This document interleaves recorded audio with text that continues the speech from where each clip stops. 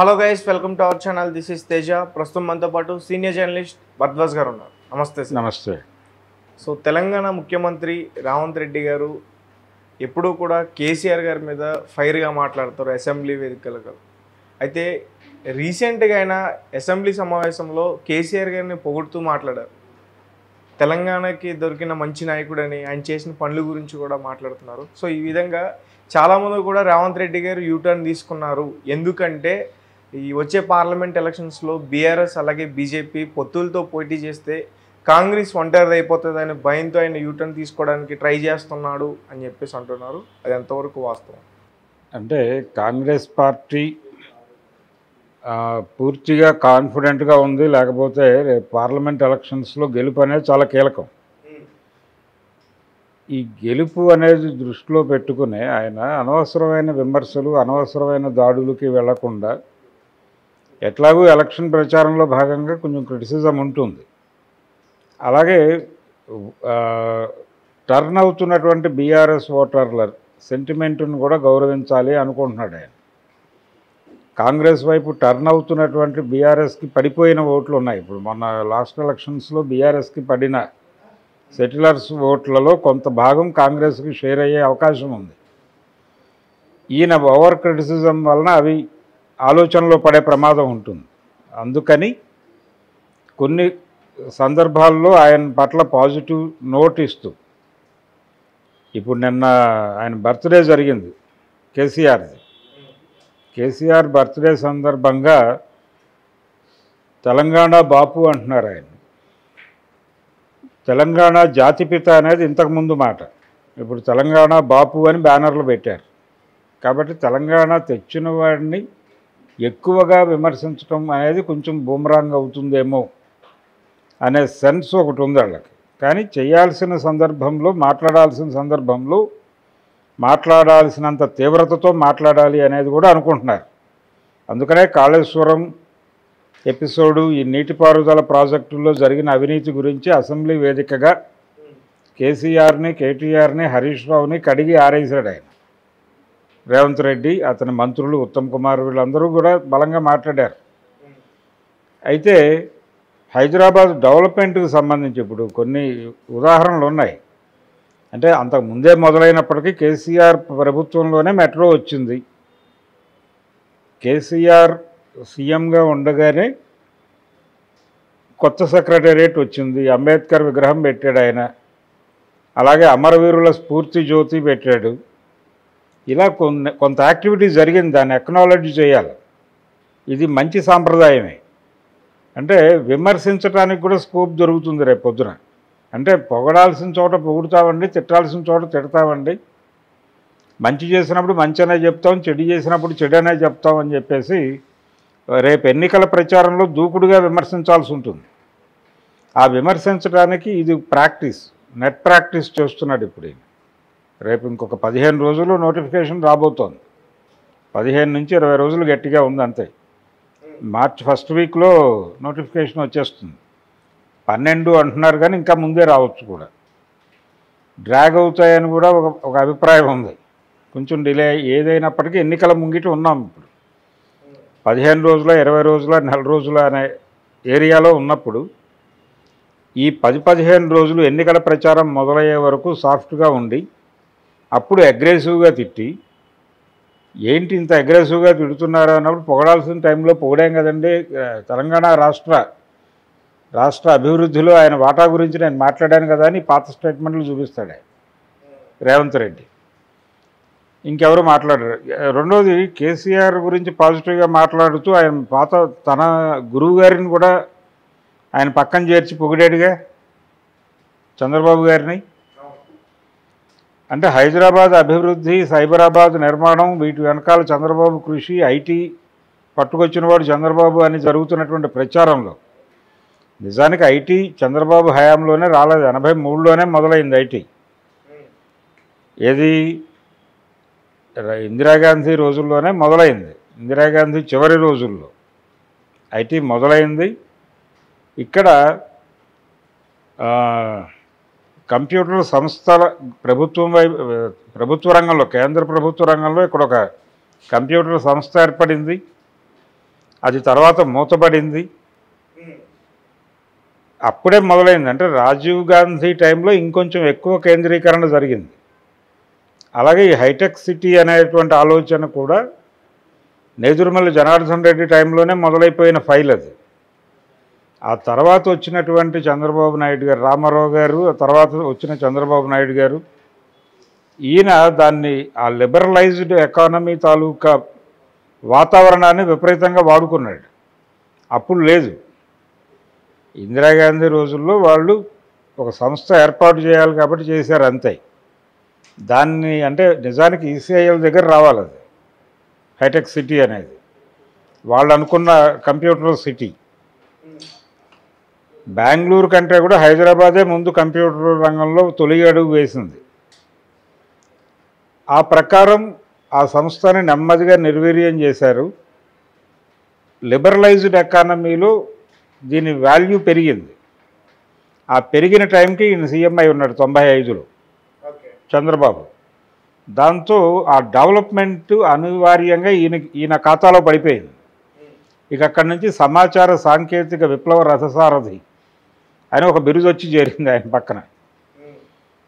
Computer కూడా ఆయనే కనిపెట్టాడు అన్న లెవెల్లో మాట్లాడేస్తున్నారు, జోకులు వేస్తున్నారు, సెటైర్లు, రకరకాల పద్ధతుల్లో ట్రాలు జరుగుతోంది, ఆయనకు ప్రచారం జరుగుతోంది.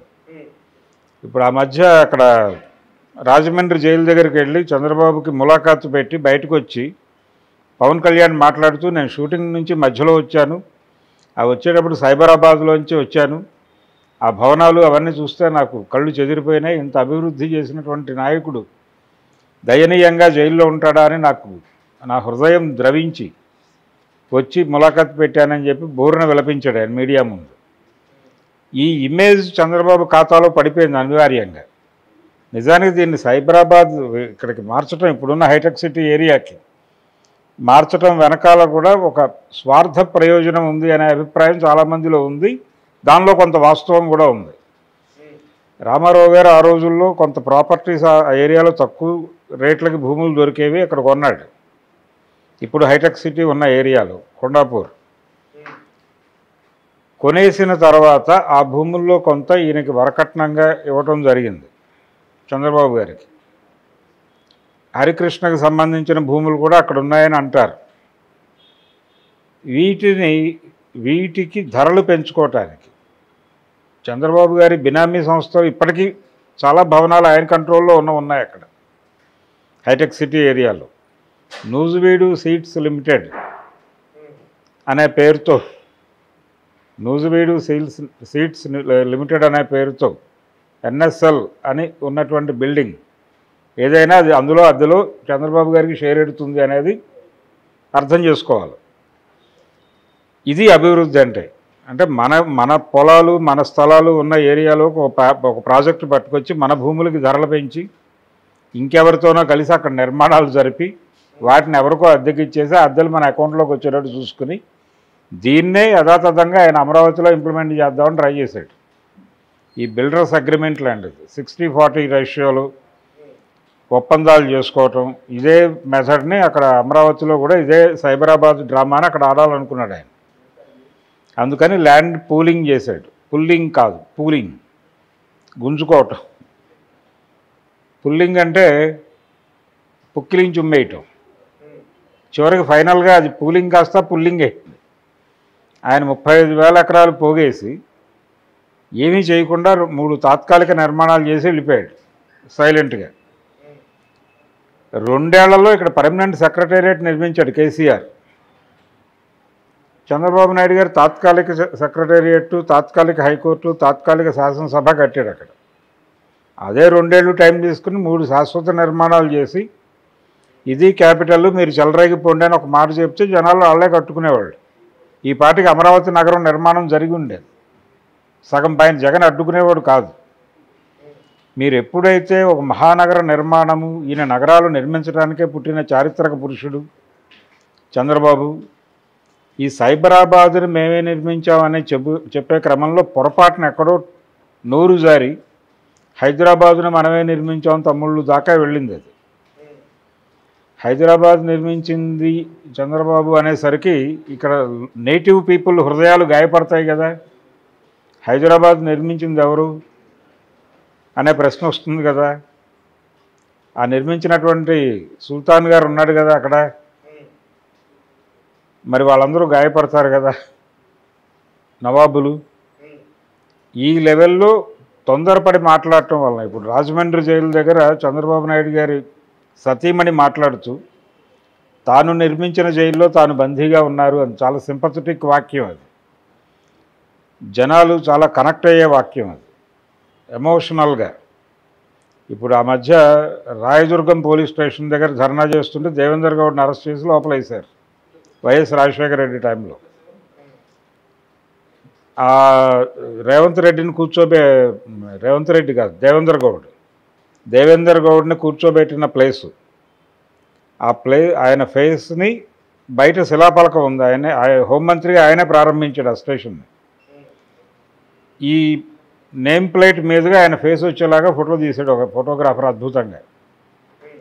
ఈయనే ఇనాగరేట్ చేసినటువంటి స్టేషన్లో ఆయనే బందీగా ఉన్నాడని చాలా పేలింది ఆ వార్త. అట్లా తానే నిర్మించిన జైల్లో ఆయనే బందీగా ఉన్నారు అని ఆవిడ ఒక ఓవర్ ఎమోషన్ ఎక్స్పెక్ట్ చేసి ఆ డైలాగ్ వేసేసింది భువనేశ్వరి గారు. చంద్రబాబు గారు కట్టింది ఏమిటి? జైలు కాదు. జైలు ఎప్పుడు కట్టారు? 1600 నిర్మాణం అయింది. అది 1600 సంవత్సరంలో నిర్మాణం అయింది జైలు. అప్పటికి జైలు కాదు, అది కోటగా కట్టారు. ఆ తర్వాత బ్రిటిష్ జమానాలో 18లో అది జైలుగా మారింది.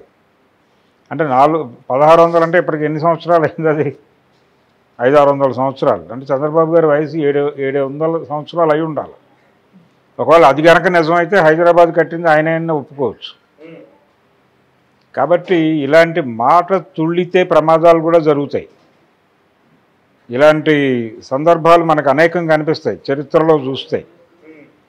అందుకని కొంచెం సంయమనంతో వ్యవహరించాల్సి ఉంటుంది. ఆ సంయమనం దాటి వెళ్తున్నారు. వెళ్ళినప్పుడు ఖచ్చితంగా ప్రమాదాలు జరుగుతాయి. ఎవరికైనా జరుగుతాయి.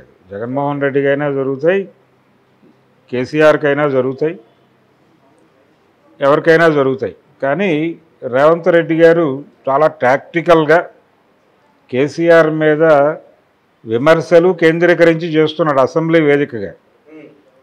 అసెంబ్లీలో క్షమించట్లేదు, చాలా దూకుడుగా మాట్లాడుతున్నారు అందరూ. ఓపెన్ డయాస్లో అప్పుడప్పుడు ఒక పొగడ్త విసురుతున్నాడు, అంతవరకే అది. దాంతోపాటు చంద్రబాబుకు కూడా ఒక పొగడ్త వెళ్తుంది ఆ అకౌంట్లో. ఆయన హ్యాపీ, ఈయన హ్యాపీ. రేపు పొద్దున ఎలక్షన్స్లో తెలుగుదేశం పార్టీ ఇక్కడ పోటీ చేస్తుందో లేదో తెలియదు. చంద్రబాబు నాయుడు గారు మారే ప్రయారిటీ లిస్టులో పార్లమెంట్ ఎన్నికల్లో పోటీ చేస్తాను అనొచ్చు, చెప్పలేము. చెయ్యను అంటే మ్యాచ్ ఫిక్సింగ్గా బయటకు వస్తుంది. అంటే రేవంత్ రెడ్డిని వెనకాలండి నడిపిస్తున్నాడు ఆయనే. తెలంగాణ ప్రభుత్వం రన్ బై చంద్రబాబు అనే గనక మాట బయటకు వస్తే కేసీఆర్కి అడ్వాంటేజ్ అవుతుంది. అందుకని కొంచెం సీరియస్ క్రిటిసిజం ఇంకొక నెల రోజుల్లో మొదలవబోతోంది కేసీఆర్కి. ఈ సీరియస్ క్రిటిసిజం మొదలవడానికి ముందు ఒక వార్మప్ మ్యాచ్ లాగా ఆయన్ని పొగడ్తల్లో ముంచెత్తుతున్నాడు తప్ప ఆయన ఏదో యూటర్న్ తీసుకున్నాడని అనుకోనక్కర్లేదు. ఆల్రెడీ మైనారిటీ ప్రభుత్వాన్ని రన్ చేస్తున్నాడు ఆయన. రన్ చేస్తూ బీఆర్ఎస్ ఎమ్మెల్యేలని తన పార్టీలోకి రప్పించడానికి రంగం సిద్ధం చేసుకున్నాడు. రేపు పార్లమెంట్ ఎలక్షన్స్లో బలమైన ప్రభావం చూపించగలిగితే ఆటోమేటిక్గా అవతల దుకాణం క్లోజ్ అవుతుంది. వాళ్ళు వచ్చేస్తారు, 10 మంది రెడీగా ఉన్నారు రావడానికి. వచ్చేస్తే ఈయన ప్రశాంతంగా పివి నరసింహారావు గారు లాగా ప్రభుత్వాన్ని రన్ చేస్తాడు.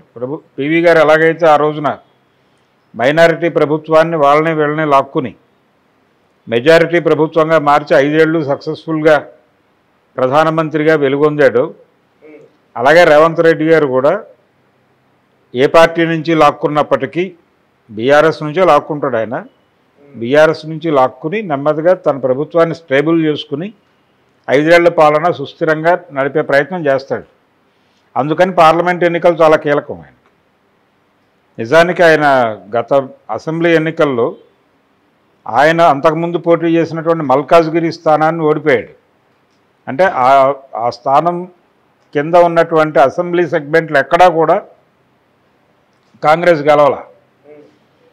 ఒక రకంగా రేవంత్ రెడ్డి అనుకోకుండా ముఖ్యమంత్రి అయ్యాడు, కానీ ఆయనకుండే ఇబ్బందులు ఆయనకున్నాయి, లోపాలు ఉన్నాయి.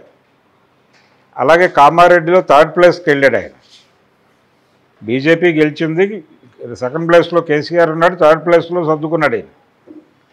కాబట్టి ఈ ఇబ్బందులన్నింటినీ రేపు పార్లమెంట్ ఎన్నికల్లో తన సత్తా చూపించాల్సిన బాధ్యత ఉంది ఆయన. ఆ సత్తా చూపించి కాంగ్రెస్ పార్టీని నిలబెట్టి ఈ క్రమంలో సుస్థిర ప్రభుత్వాన్ని 5 ఏళ్ల పాటు నడపాలి ఆయన. వైఎస్ రాజశేఖర రెడ్డి నడిపినట్టుగా. కాంగ్రెస్ పార్టీలో ఎప్పుడు లాగేద్దామా అనే ప్రోగ్రాం ఒకటి నడుస్తూ ఉంటుంది వెనకాల.